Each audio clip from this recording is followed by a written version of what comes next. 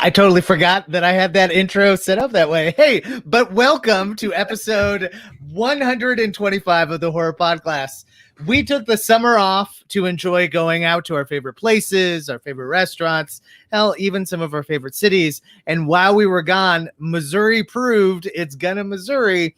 And now we are in a cesspool of the Delta variant. So it's pretty much exactly as we left you all last time. But I'm joined tonight, as I am most nights, by the co-hostess with the mostest, the sassiest skeleton I know, Orrin Gray. Orrin, what have you been up to this summer? Working. I have been working. Holy shit. Like, my freelance work, like, June just vanished. I did so much in June, like it was wild. And so yeah, that's pretty much it. That's fair. I have seen by your social media posts and through a little discussion, you're super into, and you probably always have been, but it seems like you have renewed your hobby of like collectible figurine kind of things. I'm representing them terribly, but I've gotten back into like tabletop gaming more heavily, partly because I'm doing a lot more work in that field now, and so like it feels more legit to call it research. It's fair. But like yeah, so I've gotten more back into that, and collecting the miniatures and building them and that kind of stuff. It also freed me up a lot when I realized I didn't have to try and paint them. Like back when I used to try and get into it, like you're supposed to paint them and everything, and no. And so, like, once I figured out I didn't have to do that, I was like, oh shit, I can still collect them. Yeah. They can just stay bare plastic. That's fine. I like it. No, like, I'm not even going that far. That shit's too intimidating for me. Even the threat of painting is too much, not doing it.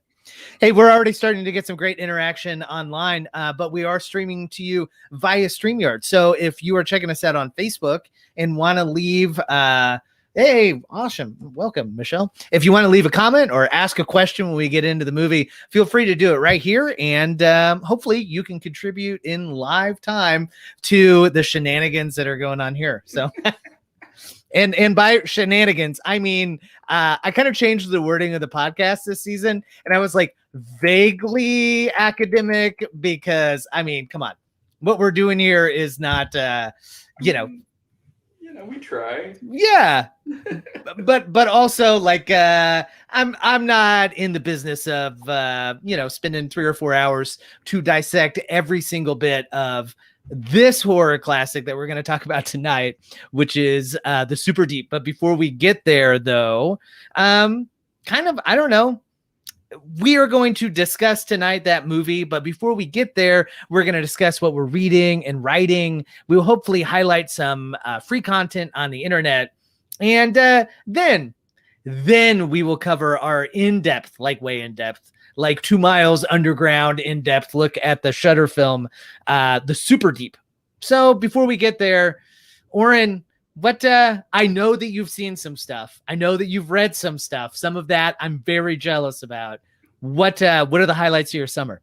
I mean, like the highlights of my summer, we kind of talked about a little bit before the podcast started. The highlight of my summer was that we got to do Analog Sundays again in person-ish. I mean, they were very much in person, just socially distanced, but which, was like the thing I missed most about the whole pandemic like year was like I love Analog Sundays, and not getting to do them sucked. And it's great that we can go back. We're all vaccinated now, and there's not like that many people that come, so we can all be 6 feet apart and it's fine. But yeah, that's been great. But I did actually watch something from like this century for a change, and read a book from the future. Ooh. Which I think is the thing that you're jealous about, probably. Yes.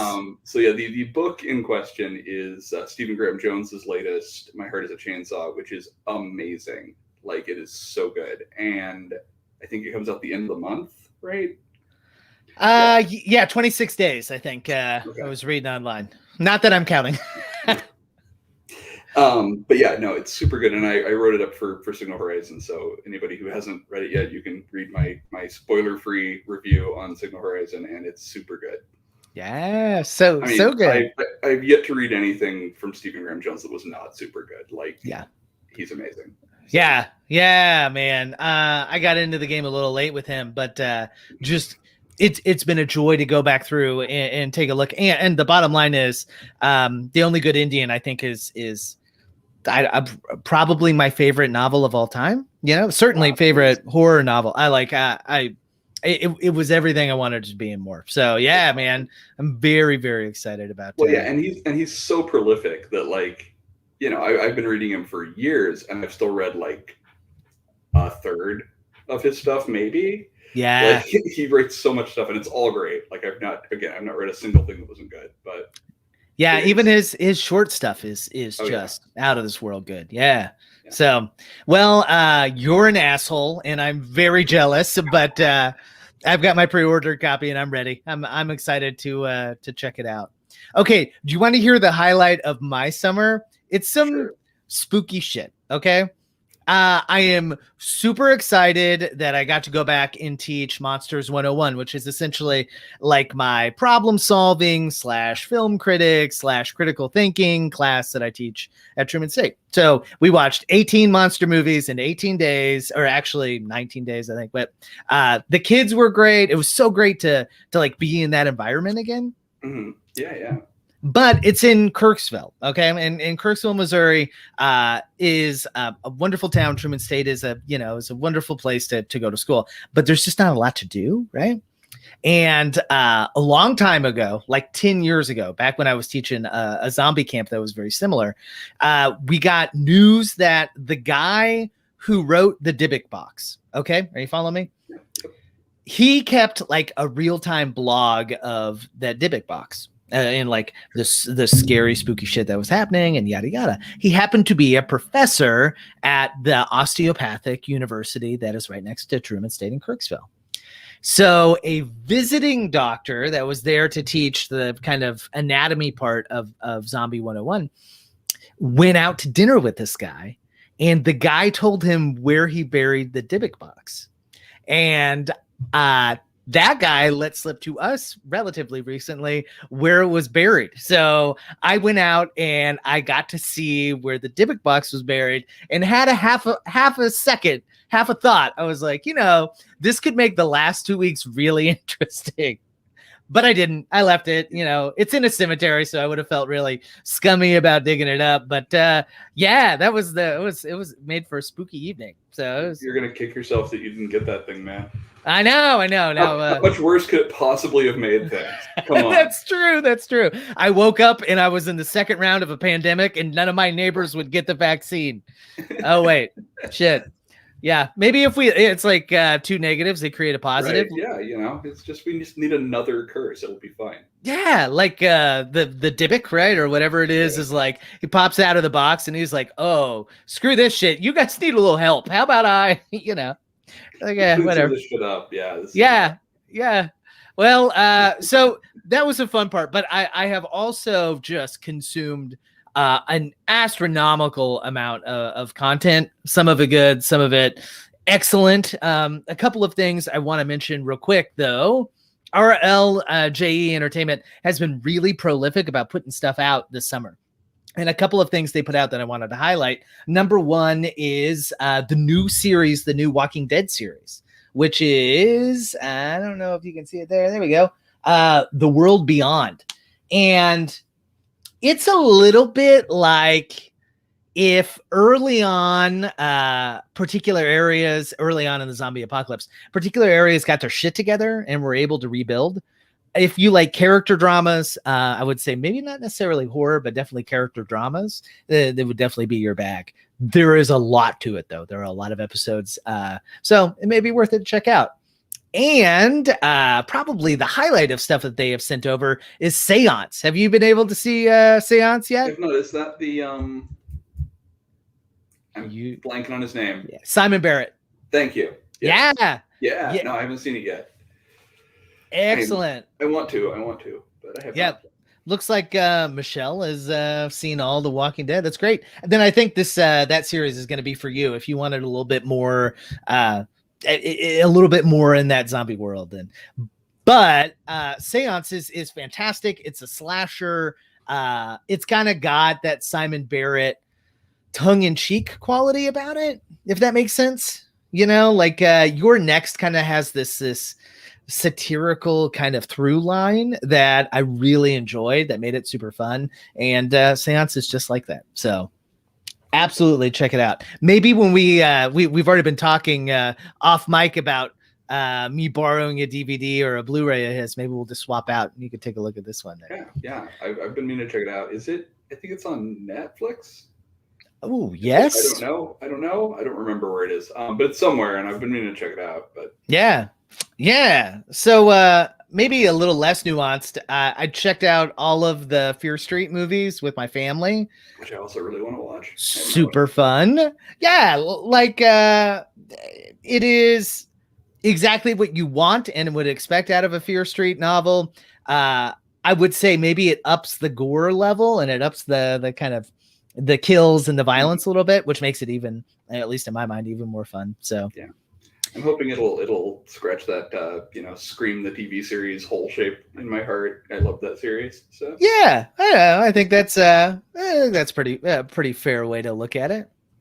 So the thing that I am really behind times on, I finally read John Langan's The Fisherman, which is as good as everybody said it was, right? Yeah, it's amazing.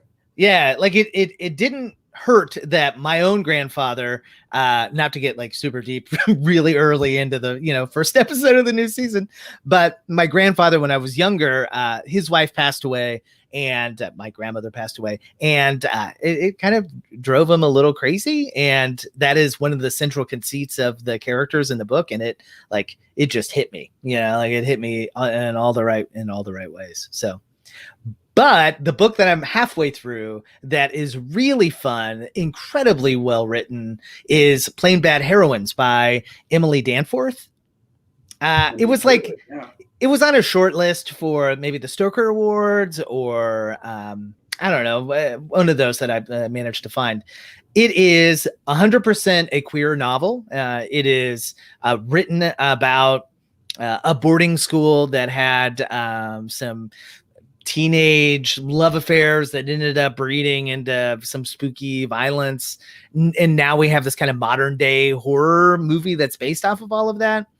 I am absolutely obsessed with it because all the characters are dynamic. And I would say the fact that they are queer characters is an attribute and not the only attribute, which I think sometimes characters get painted with that one brush, and that makes them, important for representation and stuff, but maybe not always the fully rounded characters that we like to see.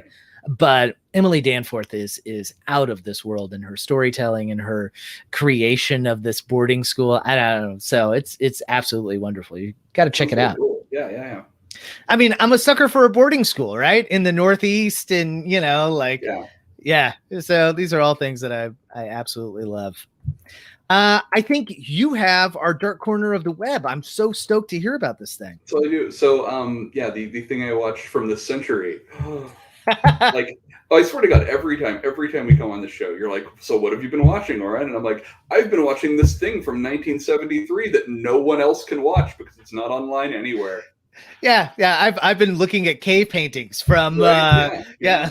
They're very scary. I've been reading Sanskrit. It's really good. But no, so I watched this short film from 2019 called Howl from Beyond the Fog, which is a kaiju movie set in 1909. So that's odd already for a kaiju movie, right? So that we're already off to a weird start. Made entirely with puppets. Oh, so, man. The human characters are puppets. The monster's a puppet, like wooden rod puppets. They're it's amazing. It looks great. It looks great. The puppets are not super expressive. Their faces can't move because they're puppets. And not the like hand puppet kind where their face can move, but like it's really good. And it's it's 35 minutes long, like it's really short. And it's on Prime, I know for sure. That's where I watched it. And on Prime, it'll tell you it's like 70 minutes, but it's not. It's only 35. The other 35 is behind the scenes stuff, which is cool too. Okay. But like the movie itself is only 35 minutes long, and then I think it's also on Tubi. Okay. So I like Tubi. Yeah. I love that you were like, I watched something from the century, but it takes place in 1909. Look, it was made like 2 years ago. What am I gonna do? I know. Like you got there eventually. Yeah. Like I get it. Oh, that's good stuff. Well, I mean, come on. I'm thinking about going to see The Green Knight, and it takes place in like 14 something or something, right? Probably not even that late, actually. I am so excited to see that, and I am super bummed. I would. It sounds like from the reviews, and we've had a couple of people on staff already write some articles about it, so I know it's amazing. But it sounds like it's probably more horror adjacent than it is, you know, in the firmest way possible horror. But I mean, like, I've read the poem, the Orrin and the Green Knight poem. So I know the story, and I've seen one of the other film adaptations of it, the shitty one with Miles O'Keefe and Sean Connery. Oh, you're better than me. I didn't even know that existed. So like, it's a spooky Arthurian story. Like it's one of the spookier ones, but it's still, a King Arthur story. It's not a horror story in the strictest sense. But yeah, it's definitely like, it definitely has horror elements. It is one of the spookier King Arthur stories. So yeah, well, I want to see the movie for a myriad of reasons, but the movie sold me. I don't know if you've seen the trailer where he's like walking up the hill and he sees all the giants. Like it's just like a horizon of giants, and I'm like, oh shit, lumbering giants on the horizon. Sign me up. Yeah, it looks like.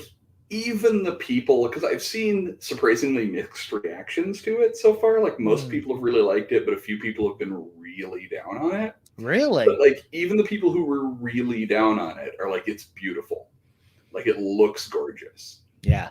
Well, even people who are really down on it are like, it's gorgeous and completely empty.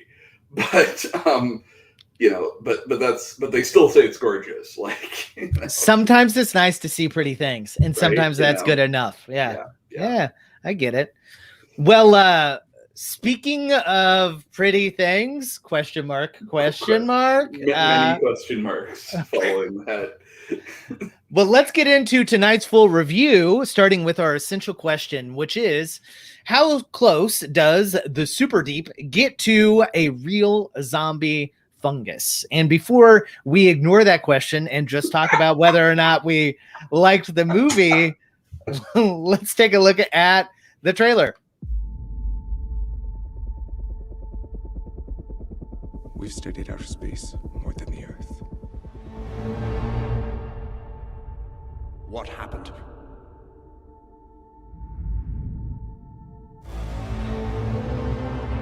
Where are the others? Everything is just like in a regular shaft.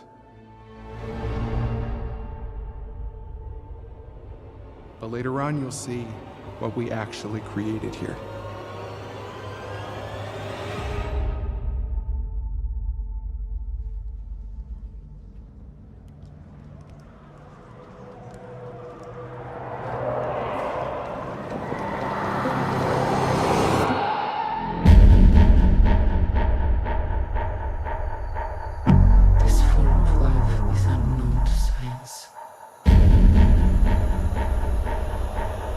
The end of the human race.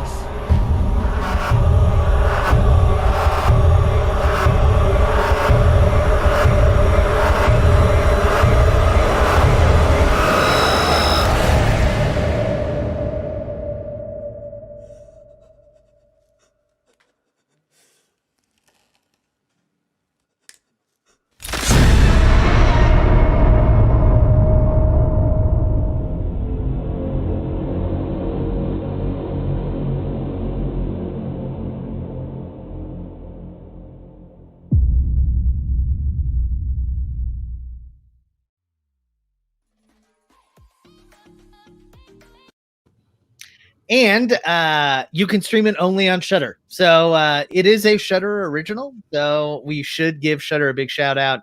We have a new column called Shudder Secrets, which one of our staff writers here, Brian Finelli, is absolutely killing so far. So Shudder is a wonderful place to check out weird movies like this one. Yeah. Yeah. Also, I feel like everything's just like a normal Shaft. It does not give the helpful information that trailer may feel like it did. Like, I don't know what that's like. Like, that doesn't help. Right. Yeah. Also, everything in this place you've never heard of is just like everything in this other place you've never heard of. Yeah, Narnia looks just like Narnia was before you left it. Yeah. Yeah. Yeah, also, this movie does say Shaft an abnormal amount of time. Like my 14-year-old son was kind of listening in the background, and like he was like, "Jesus, what's going on in there?" Like, this movie is full of many things that could be double entendres in another movie. Like everything from its title to the fact that they're in a borehole. Oh yeah. The largest borehole, I believe. The largest borehole, yes. Yeah. I feel like I'm jumping way ahead here, but I'm already preemptively disappointed in our anonymous Amazon user or anonymous Letterboxd user for not making some sort of borehole related play on words if you insult this movie, right? We can always add our own, Orrin. That's the beauty. I feel like that's a missed opportunity if you're going to be mean to this movie. Right. Like if you're going to give it a 1 star, you might as well just go full Shaft, full. Right. Well, just more like a board hole. I mean, that like that, right? Like, and that didn't even take any effort. That took no effort. It writes itself. I mean, Well, unfortunately, the Superdeep did not write itself. I would say writing-wise, it is less than ideal if some of the creature stuff, some of the fungus stuff that we'll get to in just a bit is kind of cool. But just so everyone can be in on the joke with us, here is what the Internet Movie Database tells us about the Superdeep. A small research team went down below the surface to find out what secret the world's deepest borehole was hiding. What they have found turned out to be the greatest threat in history, and the future of humanity is in their hands. I will tell you, they have upped the ante of this movie. Like, the stakes of this movie are very high, and seemingly very high for like 70% of this movie. Like everybody knows what's going on, and they continually still jeopardize the rest of humanity. It's like there's a very easy solution. And if everybody just got lined up and did that easy solution, then they can knock out this virus, fungus, and we would all be great. But hey, what do you know? People fucking suck. Yeah. Well, like, it's so yes, you're totally right. The rating in Superdeep is not super deep. So I don't. Here's the thing: I don't know how much of it's rating and how much of it is loss in translation, because you can stream it on Shudder, but you can only stream it in English. Yeah. Right. And the English dubs are fine. The acting's fine. Everything's good. But like, I don't know how much may have gotten lost there. So maybe things make a little more sense. Maybe they don't. That's a crapshoot. It's not a guarantee for sure. But also, like, the pacing of the movie is really strange. Like, it's never boring, but it's paced really weirdly. It's not the normal progression you would get. Like, it feels like a bunch of starts and stops instead. Yeah. And it's always entertaining, but it's very weird. Yeah. Like the transitional stuff between the bits, right? Between the action scenes are odd. And I think some of that may be translation. I was reading in preparation for this episode, though, I think, which seems very cool. I don't know how often it happens, but it seems very cool. I think they got the original actors to do all of the dubbing, which I think bully for them, right? Yeah, awesome. And does help. But there is a lot of Russian culture that I think because we're filtering it through our lens, we may be missing, like a lot of the shit about like redundancies and like not admitting to fucking up and, that kind of stuff feels a lot like it could be the first episode of Chernobyl season 2, Right. Yeah. Oh, and one of the things one of the things that makes this one kind of weird to know what parts are which, like what parts are translation and what parts are cultural and what parts are just not bad writing, but what parts of the writing and what parts are what, is that like almost every motivation in this movie goes unspoken. Yeah. Like everyone talks around why they're doing whatever they're doing almost all the time. Like the ostensible protagonist is down there to do a bad thing. Right, fundamentally, they're down there to steal or to recover a biological weapon, right, and bring it back to the surface. And everyone around them, including them, is doing what they're doing for reasons that we gather but are never told. Right, like we see her backstory, we know kind of why she's being pressured into doing this time. We know like the doctor who starts the problem happening. I mean, we know why he's doing it, that he wants them to save the people down there, not just get the weapon to the surface. Right. We know that, but he never says it. Like nothing's ever said. Everything is subtext, and it's not difficult subtext, but it means when no one ever says why they're doing what they're doing, it makes it hard to know what you're missing because it's not there, and what you're missing because you just missed it. Yeah, like no, I think you're 100% right. Like everyone pause for a moment. There's going to be some academic shit. All right. when I was trying to teach subtext, right, it is much easier to teach subtext in a genre that like is comfortable for the people, in a time period that's comfortable for the audience, in like a cultural environment that they can pick up some of that, right? And so my kids picked up like the cultural context, the subtext, if you will, of say Cabin in the Woods, okay, which was one of the movies that we watched towards the end, much easier than they did say Halloween, which regrettably they did not like very much, which made me very sad, but I understood why, and I think because we don't get the actual Russian, because we don't get like all of the facial features and the cultural input that's coming at us, like most of the time we're like, oh, okay, I guess we're going to do this now. Right. And in this movie's specific case, and also yes, Leland is totally right, incidentally, that mustache guy at the very end, I don't know his name either, but mustache guy is very, very clear about what he wants in the very, very last reel of the film. That's true. Yeah. But yeah. Explicitly so, but yeah. Yes, yeah. Very, yes. Yeah. But like, the other problem with this film is that, so like, while we are trying to read subtext from a culture we don't share and from potentially a language barrier, at the same time, the movie is trading in like visual language of things we are super familiar with. For sure.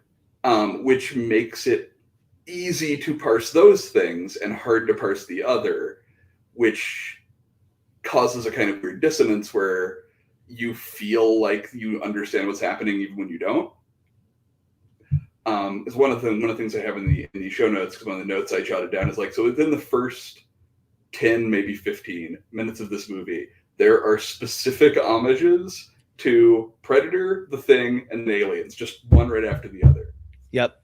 And basically the plot of this movie is essentially the plot of Aliens. Like, for all intents and purposes, right? Like, there's a person, it's a different, your point of view character is different, but like it's a person, a member of a team going into a place ostensibly to see what happened in that place, but actually to bring back a biological weapon from it.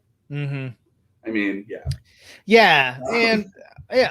And all of that, I think, like the first 20 minutes of the film feel like that, like they're kind of these throwbacks that make us as genre fans very comfortable, and I was like, oh shit, okay, this is the type of movie that we're getting. I'm ready for it, whatever.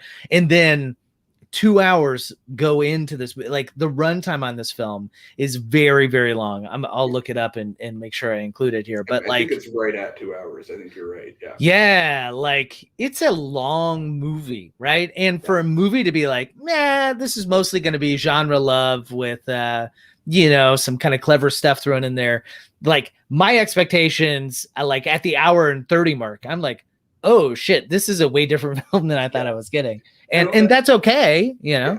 It goes back to that pacing stuff where like it's paced weirdly. It's not paced like you would expect. Because like one of the films that I'm going to talk about toward the end of this, when we talk about films to compare this to, is The Void, right? And which is another film that's very much like a genre throwback film that references like Carpenter and those kind of directors, and is very much, it's got a practical creature and all that kind of stuff, right? Just like this movie. And in all those regards, they are the same. But it's structured like those old movies, where you build from basically nothing to bigger, which is how all those movies are structured. They start out super low key, super normal, and build to increasingly big set pieces. Whereas this one builds to climaxes, then drops back, then builds to climax, then drops back, then builds to climax, then drops back. And so like the genre nods prepare you for a different structure of movie than you get. Yeah, I think that's really fair. Yeah. Yeah, and I think Orrin and I are making this movie sound like it was a film that we didn't enjoy. I would still recommend this movie. Yeah, this movie was good. Like, yeah, legitimately. And it's those set pieces, right?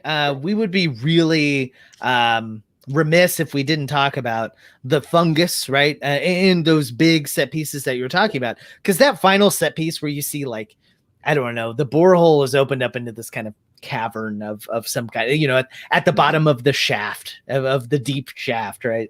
There is this big opening, this big cavern, and you see the fungus, which is kind of growing on the sides of it.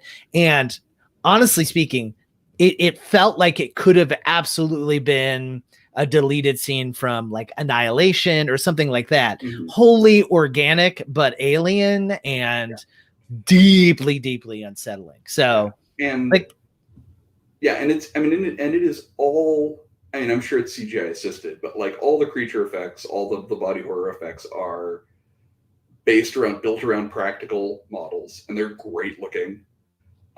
And the monster, when you see a number of like fungal people infected with fungus, and they are all really gross and disturbing.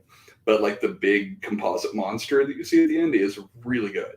It's so good. Really good composite monster. Yeah, it's like semi-melted on the floor of it. And the thing is, it's really easy to like make a model that's not functional, right? Like, and make it look good and scary. And I'm certain there is some of that in this movie. But that final monster, that final guy moves and kind of talks a little. And I mean, there's your homage to The Thing and all that kind of stuff, because it feels of that universe for sure. Absolutely, yeah. And I mean, and it could very easily be like a Resident Evil boss battle from like one of the Resident Evil games or something. Like it's a very cinematic, very like organic sequence, and the way it moves is cool, and it's really good. It's really executed really well.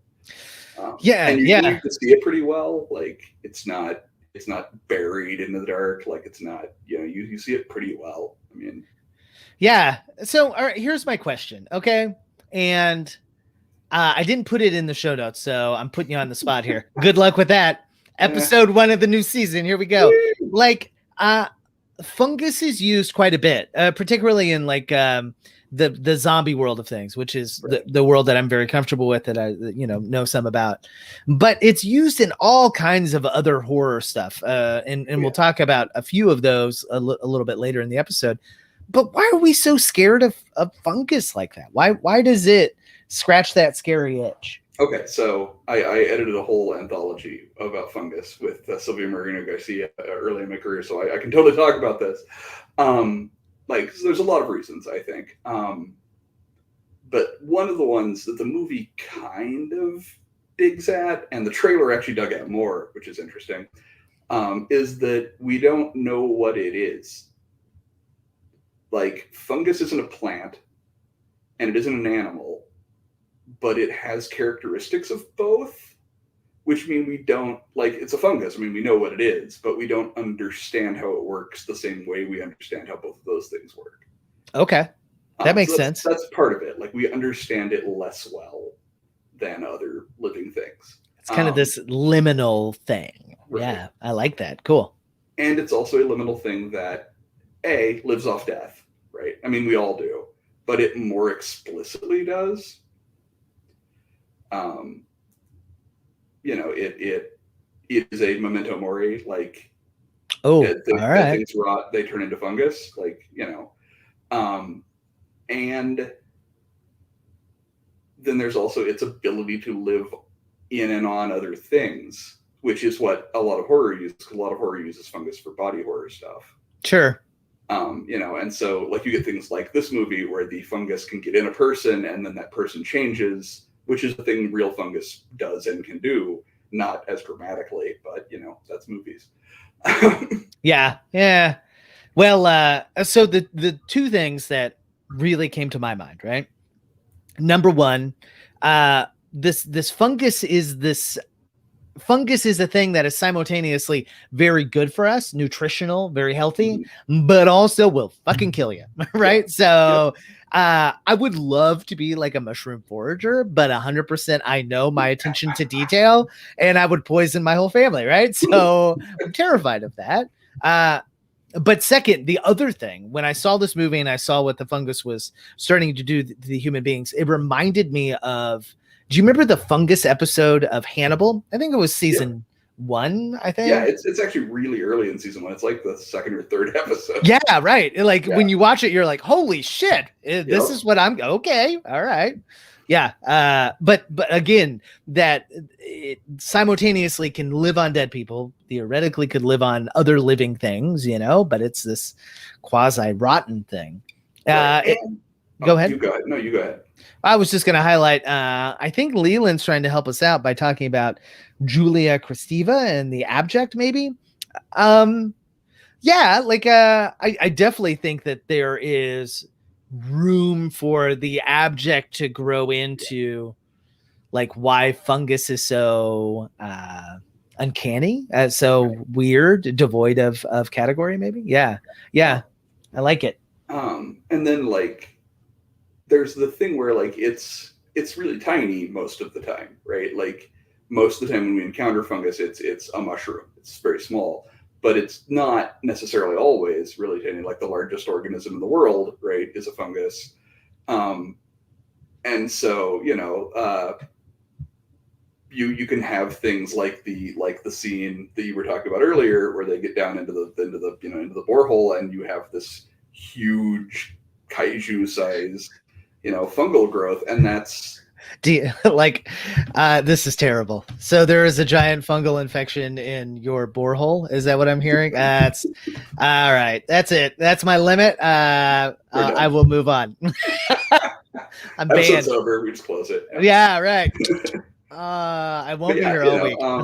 But yeah, like you can do a lot of different stuff with it. Like, you can get really big and you can get really microscopic, and all of it seems credible. Like, you can kind of just do anything with it and it still seems credible because we don't understand it very well, in part.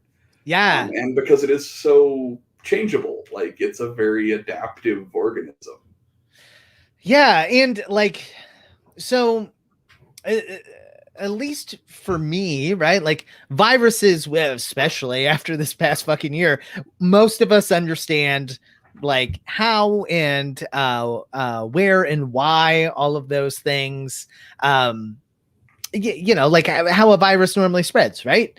But a fungal infection can just be like athlete's foot, or it can be like, and I'll attach a couple of articles here in the show notes, like these zombie fungus things, right? In insects that will grow into the brain and into the, you know, the musculature and the skeletal system, and essentially take over an insect, right? Like, which they refer directly to that in the movie, like the cordyceps.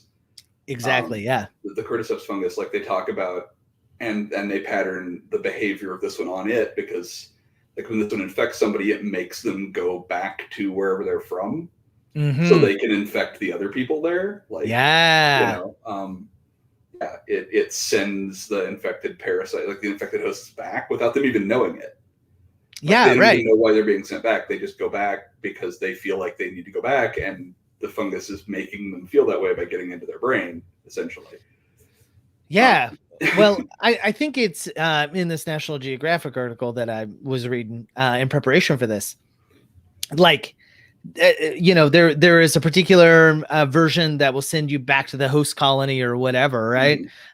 There is another type that will make the insects like insatiably thirsty, right? So they'll either climb into a tree to try to drink some of the water from that, or into a stream or whatever, and drown as a result. But it's also a really convenient way to spread the fungus. So it becomes this, like, I don't know, this kind of self-replicating thing that is fucking terrifying. Yeah. I mean, that's one of those things, like, it's easy, again, in part, I think, because we don't understand it very well, but in part because of how it behaves.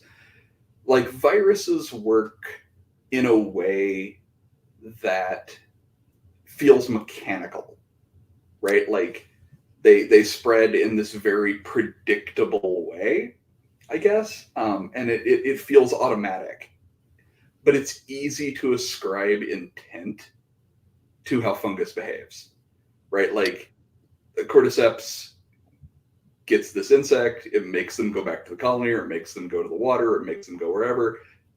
We say it, we even say it, it makes them, like it's doing it on purpose, right? Like it's easy to ascribe intelligence to the fungus, which we don't typically do with a virus. We don't say, you know, COVID's making people not wear masks and go to parties. I mean, you know, because it's not, but wouldn't that be hilarious though, if that was like one of the side effects we learned a decade from now? It's like people, like 25% of the population that got COVID loses common sense. You'll be like, that explains so fucking much, right? Know, like, yeah. But like, you know, it's because of the way fungus is spread and behave, it's easy for us to see intent in them. Sure. And to some extent, like it goes back to that not understanding them, but like, you know, when you look into folklore, right? Folklore is essentially, a huge chunk of it is ascribing intent to natural forces. Like it's, you know, fairies and all that stuff. They are an explanation for why things work, giving that thing intelligence, essentially. Versus like physical processes and you know, chemical processes that we didn't understand yet. Sure. Why, you know, if when you don't understand how something works, you assume it works because it wants to. Yeah, right. Like you humanize it as opposed to honestly, I think it makes it even scarier a concept, right? A zombie fungus that operates outside of the human condition and just innately causes you to do these things, you know, like they're just like fucking, you know, like they're just mindless things that force you to be the same way, right? Like I don't know. And I do think that some of that, we see that kind of organic nature. I love the distinction between viruses and funguses, organic and inorganic. And some of that I think is just because, I don't know about you, but when I learned, like, I don't know how viruses replicate and all that kind of jazz, I learned it through the scientific process, right? And I see it in this kind of cold mechanical way, you know. But funguses, I just think of like like spores opening up and shooting out into a cloud, and like that's some scary shit, dude. like, yeah, and they send out, they send out hyphae that we don't see. We see and they do these weird things, like they just appear. Like other plants take time to grow, but mushrooms literally appear overnight. Yeah, right. And there's all these things. There's all these things about, and it's just, when you get right down to it, it's really almost certainly just that they're different from the things we're used to, right? But they are different enough that they seem weird to us. They seem uncanny and weird and strange. And so, it's easy to make horror out of them. And I love it. I love fungal horror, obviously. Yeah. It was why I picked this movie, because like I was going to pass on it because the premise doesn't say that it's fungus stuff. And I was like, I don't have time to watch every movie that comes across my radar. I have to watch weird movies from 1973 that no one else can see. It's vital. But no, like I watched it because I learned that it was like fungus based, and I was like, okay, sold. Yeah. Well, I think that there is an element of this movie that gets into another element of like maybe fungal horror or whatever, and certainly gets alludes to one of my two movies that I picked that are similar to it. But there is a psychedelic element, especially to the last scene that we've talked about.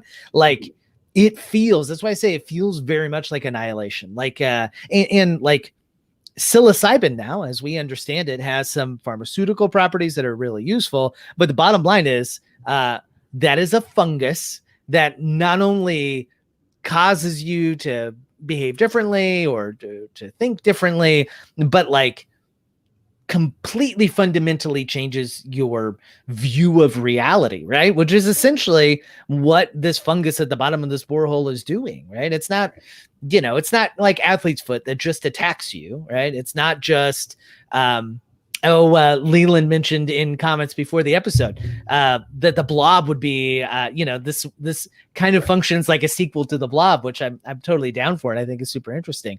But like, there's no skewing of what it is to be human in our reality, but it definitely exists for some of these characters, I think, right. Especially after they've got the fungus absolutely. All up in it. I think so. Like one of the things, one of the things that comes up a lot when you're in weird fiction, right, is like, why are there these certain motifs and things that recur specifically in weird fiction? Fungus is one, and things. And like, I think they are things that for whatever reason feel to us like if anything is going to let us see things the way they really are, it's this, right? Like, right. because that's fundamentally like what weird fiction is about. Like most horror is about, an intrusion of something unnatural into the natural world, whether that unnatural thing is like a serial killer or, an undead creature of some sort or whatever. It's an intrusion into the natural world. The things are normal, and then this thing happens that's abnormal, and then eventually it's usually beaten and things go back to normal. And in weird fiction, it's about pulling the veil away and learning that things were never normal. Oh yeah, that's so good. Whatever the intrusion thing is how things have always been. Yeah. And fungus, partly because of those psychedelic qualities, because of those what's the word I'm looking for? Those abilities to expand your perception, right? Oh, sure. Like, it feels like one of those things. Like if there's a gateway that's going to show us what's behind the veil, this feels like one of the things that might be it, right? Yeah. Oh, dude, that's rad. And so good and so important. Like lifting that veil is 100%, what folks that have taken a trip on psilocybin and that kind of stuff. Like that's what they say and what they report, right? Like exactly, and so we use this vehicle to hopefully expand our horizons, but shit, once we have expanded our horizons, will we ever butt up against the horizons of the mushrooms themselves, or like that certainly is part of this movie, I think. And I think this movie asks a question that Annihilation asks, only Annihilation asks it much harder. Like this movie brushes up against a question that Annihilation sticks in all the way to the hill. Yeah. Which is that, like, once our horizons are expanded, are we us anymore? Right. Are we the same? Are we the same people, or are we fundamentally changed? Or yeah. You know, is there a way back at that point? Are we even who we were before? Yeah. You know, and so again, this movie touches on it. Yeah. Absolutely. Well, and I think Annihilation takes it a step further, and like that not only says, are we the same people, or do we want to be the same people? Are those same people like worth keeping? You know, like or this new were we ever those people? Like, oh, so good. Are we a different person from moment to moment? You know, like, it gets into a lot of like questions about, you know, existential questions about identity and self and that kind of shit. Yeah, and this movie 100% nibbles around those edges. Right. Yeah, I don't think it fully commits to, you know, an existential exploration of anything. But and most movies probably can't and probably shouldn't, because that's probably not something you want to do in 2 hours while also entertaining people. Like at the bottom of a borehole in fucking Russia. In Siberia or wherever the hell they were. No, I think you're right. Okay, so we've talked kind of around these things, but we've come to the segment in tonight's show where if you like the Superdeep or this conversation about the Superdeep, then you should check out these 4 movies. Okay, Orrin's going to give you his 2, and then I'll give you my 2. Go for it, Orrin. So I already mentioned The Void, which was a movie that came out. I'm sure probably most listeners remember it. Came out a few years ago. Got really hyped up, in part because of its practical effects, in part because it's basically nothing but a bunch of homages to movies from the like late 70s, early 80s. Is that Panos Cosmatos? I think it might be, but I feel like it's adjacent to him. I don't know if he made it. I can't remember. Okay. But anyway, I feel like they are near each other somehow. Like maybe the same. If he wasn't involved, maybe like the same releasing company did it, but it might have been. I can't remember. I also can't remember right now without looking it up. But yeah, it's good. And it has a lot of the same stuff that this one has, and it has a lot of that same like big gloppy practical creature effect stuff. So good pick. And my other. I was 100% wrong. It was not Cosmatos. It was Jeremy Gillespie and Steven Kostansky. So sure. I feel like there's something connecting them with. Yeah. Like, again, I feel like there was like a releasing company they shared in common or something. Yeah. Maybe I just read a blurb from him. Right. And I just saw them both at Panic Fest one year or something. I don't know. Could be. Anyway.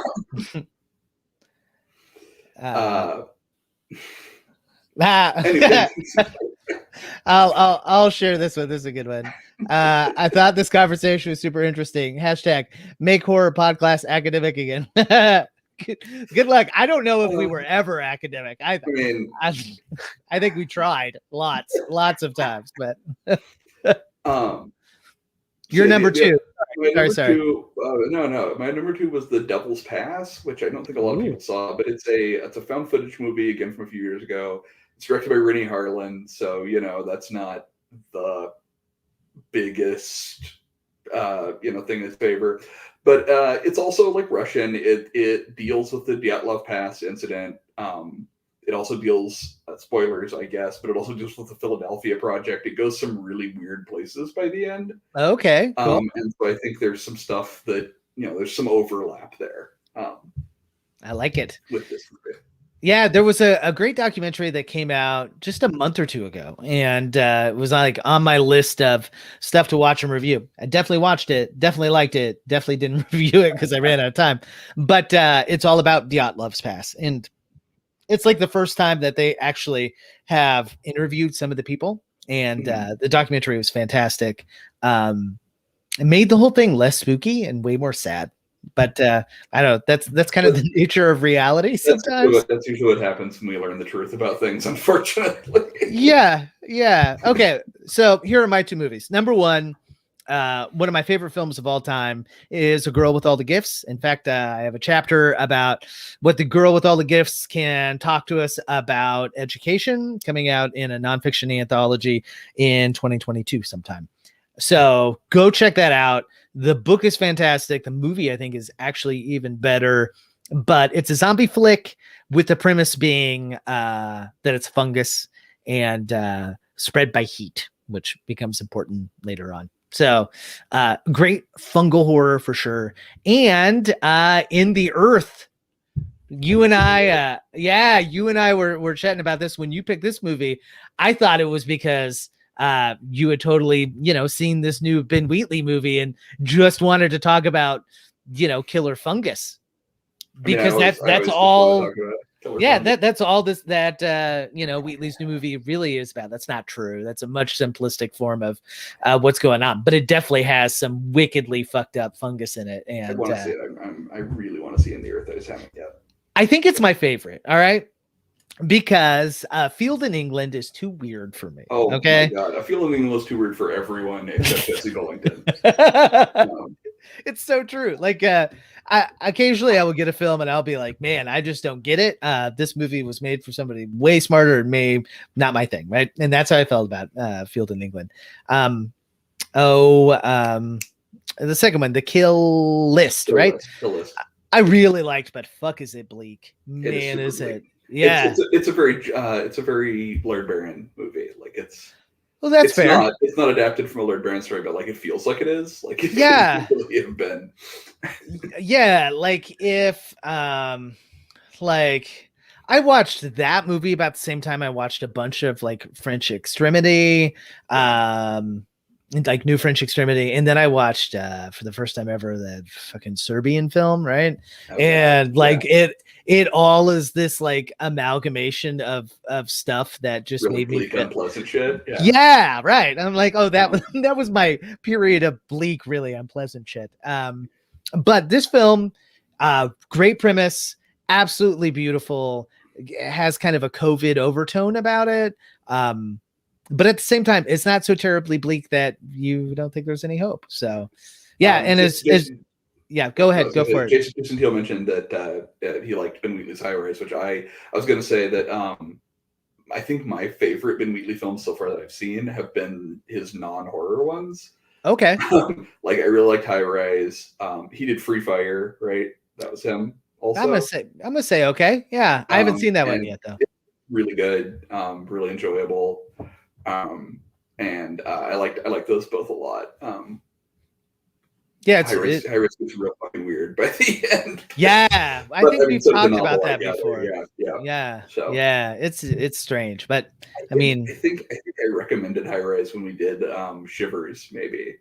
Oh, that's good. Or if not Shivers, then 100% Gremlins. I know we talked about it. With the new batch. I know we talked about it with Gremlins, the new batch. if you liked Gremlins 2, but wanted to be really fucked up and gross, watch High Rise. Yeah, right. Yeah, maybe not quite as funny, but yeah. So Ben Wheatley is a character I really like. His new one. I might also add, if you're looking for some killer fungus, Gaia, which is another movie. I think I checked it out at. It was showing at Panic Fest this year, so you may have seen it there. Okay, I'm gonna say Panic Fest. That sounds good. I missed it, but it was showing at Panic Fest, so it's very good. It's got kind of an Aboriginal quality about it that is definitely missing from Ben Wheatley's. Not in a bad way. It's just not the movie he wanted to make. But some great creature effects. So nice. if you like kind of creepy organic creature effects, then Gaia would be a pretty good companion to the Superdeep. Okay, we missed you guys, but not nearly as much as anonymous Letterboxd user missed you guys. I chose a short one because I thought we might run over a little bit in conversation. What? I was very correct. So here is our 5-star review from our anonymous Letterboxd user. This movie is squirmy, gooey bullshit. I'm begging Russian horror to deal with anything other than the Soviet Union. Like, huh? Because I don't get the second criticism, because I feel like that's kind of unexplored ground, or at least Right. really interesting ground to explore. I don't know. Well, and like, it is about the Soviet Union only insofar as that the Soviet Union is the evil corporation in question. Right. Like, it could have been the Weyland-Yutani Corp, and it would have been the same movie in For every sure. respect. Like, yeah. So yeah. It's mainly an indictment of big bureaucracies, right? Like, right, yeah. And any big bureaucracy could have been the bad guy in this movie. Yeah, public absolutely. or private. It doesn't. Right. Yeah. But also, if you would just lead with the movie is ooey gooey bullshit, I might be in for that. You know, like the first part, I'm like, it definitely is. I mean, but I don't like the insinuation that films that deal specifically with the politics of the Soviet Union or the remnants of the Soviet Union are boring or not worth our time, because a film that came out earlier, I think actually last year by now, a Russian movie called Sputnik, which is a fantastic, fan-fucking-tastic creature film, is like entirely about, I don't know, how the Soviet Union was probably really shitty, you know? Right. And like, this is an oversimplification. It is. It absolutely is. There's more to Russia than this, absolutely, by an enormous extent.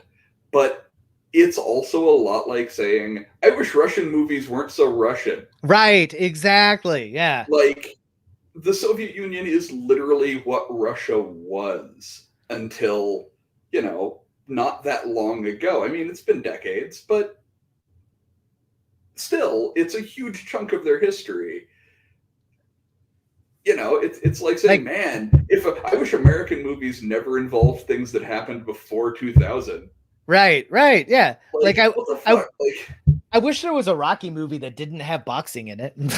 Like, come on, guys, there's lots of movies there's lots of Russian movies that aren't about the Soviet Union, and there's lots of things about Russia that don't have anything to do with the Soviet Union, but also the Soviet Union literally was Russia for a huge chunk of time, and so like, it's ridiculous to say that. Yeah, right.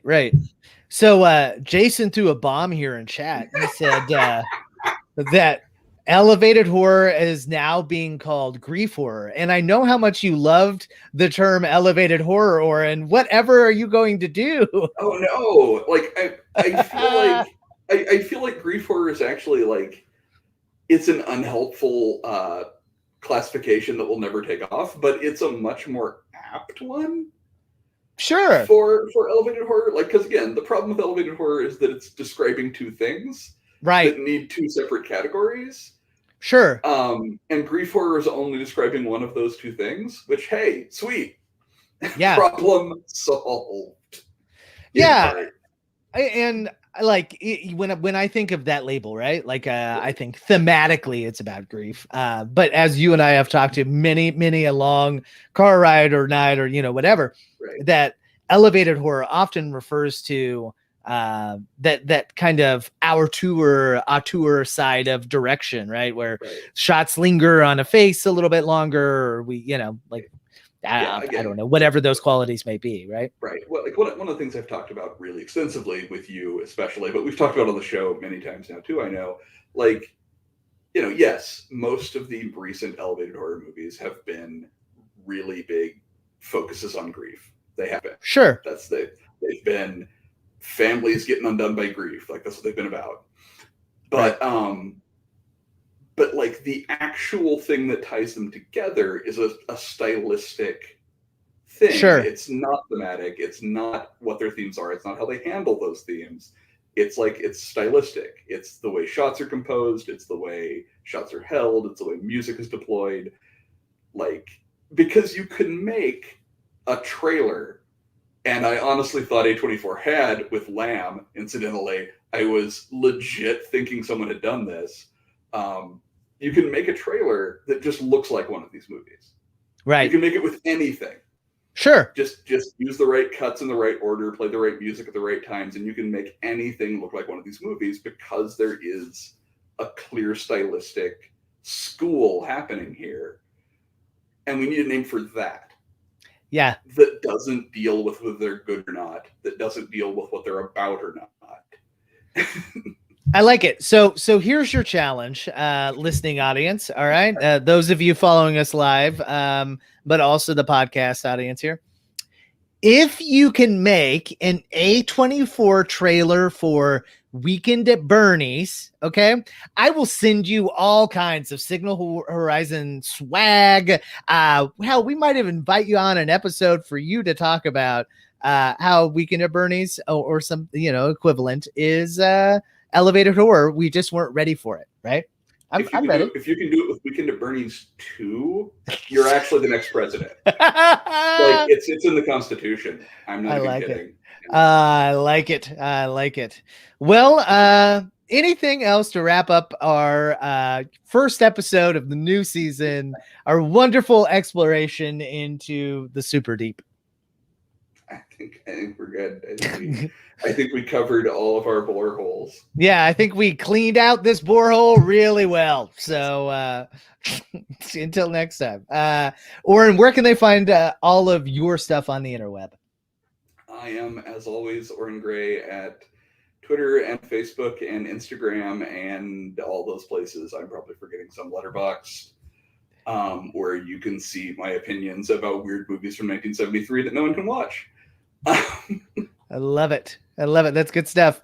You could find me, more of my stuff. I'm at Ty Unsel on Twitter. I don't tweet a ton, but maybe a little. I am on Letterboxd as well, and I run the day-to-day at Signal Horizon. So if you have a topic idea, a movie you want to check out, a question, a comment, if you want to say that you hope that we get eaten by a killer fungus, you can direct all of that to Tyler at signalhorizon.com. Until then, in 2 weeks, Orrin, what are we going to be talking about? Not this Thursday coming up, but the Thursday after that. We're going to be talking about a legitimately great movie this time. We're going to talk about the 2005 House of Wax. Yes, so good. Yes, I love that movie. Yeah, man. Like, generally speaking, I am a giant sucker for waxworks in real life and pretty much any movie that uses that motif. So 100%. I'm very excited to revisit all of that. Until then, check us out here at 7 p.m. On August 19th for our discussion of this great House of Wax that we're super stoked about. So until then, class dismissed.